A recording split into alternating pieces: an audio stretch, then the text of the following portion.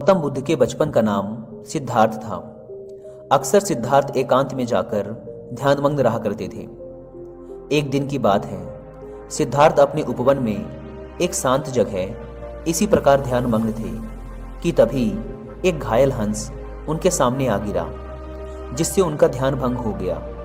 जब उन्होंने अपनी आंखें खोली तो देखा कि सामने एक सफेद हंस तीर की वार से बुरी तरह घायल पड़ा तड़प रहा था। उसे देखते ही सिद्धार्थ का मन द्रवित हो उठा और उन्होंने उसे तुरंत उठा लिया। धीरे धीरे वे हंस को सहलाने लगे और फिर पास के सरोवर में जाकर उसका घाव धोकर उसके शरीर से धीरे से तीर को निकाला। तीर निकालते ही वह दर्द से तड़प उठा। तब सिद्धार्थ उसे धीरे से सहलाते हैं और उसके घाव पर पट्टी बांध देते हैं। उसी समय एक ओर से कुछ शोर होता है और उधर से उनका चचेरा भाई देवदत्त आता हुआ दिखाई देता है। सिद्धार्थ के हाथ में वह उस हंस को देखकर बहुत खुश होता है और उस हंस को लेने के लिए सिद्धार्थ के पास भागता हुआ आता है। सिद्धार्थ, यह हंस तुम्हारे पास है और मैं इसे कब से इधर उधर ढूंढ रहा था। यह मेरा शिकार है और अब जाकर मिला है। देवदत्त ने हंसते हुए सिद्धार्थ से कहा। नहीं देवदत्त, यह हंस मेरा है। यह तो कब का दम तोड़ देता अगर मैं समय पर इसका इलाज ना करता। सिद्धार्थ ने देवदत्त से कहा। दम तोड़ देता तो क्या होता?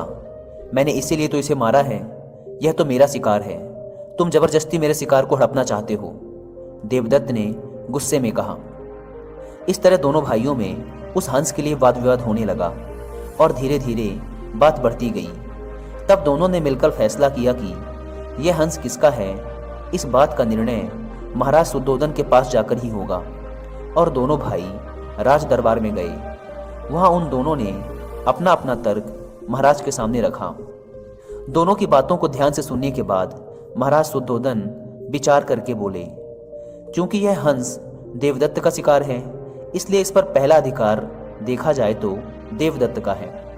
परंतु सिद्धार्थ ने भी इस हंस की जान बचाई है, इसलिए उन दोनों के ही अधिकारों को नकारा नहीं जा सकता। राजा शुद्धोधन थोड़ी सोच में पड़ गए। तभी उनका एक मंत्री उठकर आता है और राजा के कान में कुछ बात कहता है। बात सुनने के बाद राजा शुद्धोधन ने हंस को सभा में लाने का आदेश दिया। सिद्धार्थ और देवदत्त को कुछ दूरी पर खड़ा किया गया और उन दोनों के बीचों बीच उस हंस को लाकर रख दिया गया। हंस ने देवदत्त की तरफ देखा तो थोड़ा सहम सा गया। फिर उसने अपनी गर्दन नीचे झुकाई और धीरे धीरे चलता हुआ सिद्धार्थ के पास जा पहुंचा। सिद्धार्थ के पास पहुंचकर उसने अपनी चोंच सिद्धार्थ के पैरों पर रख दी और फिर वहीं उसके पैरों के पास बैठ गया। यह देखकर सारी सभा दंग रह गई। इसके बाद राजा शुद्धोधन ने अपना निर्णय सुनाते हुए कहा, मारने वाले से बचाने वाला बड़ा होता है। इस हंस ने अपने असली मालिक को खुद चुना है, इसलिए ये हंस सिद्धार्थ का हुआ। महाराज शुद्धोधन का निर्णय सुनकर सिद्धार्थ की आंखों में एक चमक आ गई और वे उस हंस के शरीर पर धीरे से अपना हाथ सहलाने लगे।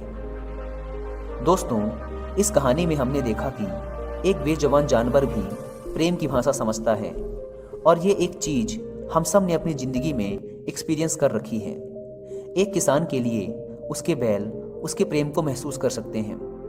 हमारे पालतू कुत्ते बिल्ली भी हमारी आत्मिक प्रेम भावनाओं को समझते हैं, क्योंकि प्रेम एक एहसास है जिसे समझने के लिए किसी भाषा की जरूरत नहीं है, बल्कि इसे तो महसूस किया जा सकता है, जो कि हर एक जीवित प्राणी कर सकता है। इसलिए दोस्तों, हमें भी इन बेजुबान जानवरों के प्रति एक प्रेमपूर्ण नजरिया रखना चाहिए। इनके प्रति हिंसक नहीं बनना चाहिए, क्योंकि इनके अंदर भी एक जान है और इन्हें भी दर्द होता है।